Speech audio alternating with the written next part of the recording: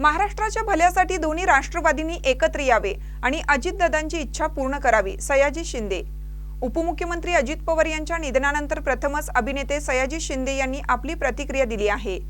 यावेळी त्यांनी महाराष्ट्राच्या भल्यासाठी दोन्ही राष्ट्रवादींनी एकत्र यावे अशी इच्छा व्यक्त करत दादांची ही शेवटची इच्छा पूर्ण करावी असं ते म्हणाले आहेत.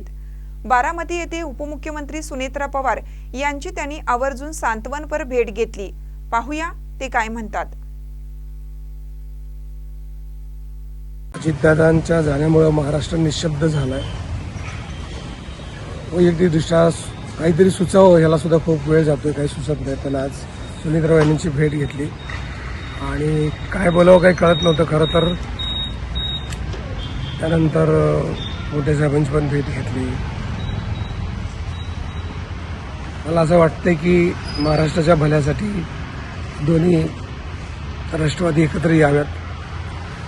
आणि खरं तर अशी चर्चा झाली होती, बोलणं झालं होतं ह्या निवडणुकीच्या वेळेला, प्रचाराच्या वेळेला, की आता एकत्रच येणार आहे. एक काय त्याला फॉर्मॅलिटी राहिली आहे. असं असताना हे असं अचानक काहीतरी व्हावं हे महाराष्ट्राच्या दृष्टीने फार वाईट झालं आहे. दादांचा जो उमदा डिसिजन घेण्याचा जो स्वभाव होता तो स्वभाव यावा परत महाराष्ट्राच्या भल्यासाठी. आणि त्या दृष्टीने त्यांचं त्या अर्थानं त्यांचं स्वप्न पूर्ण व्हावं आणि ताकद वाढायची असेल तर दोन्ही राष्ट्रवादींनी एकत्र यावं. या निमित्तानं मला ते सांगावं असं वाटतंय.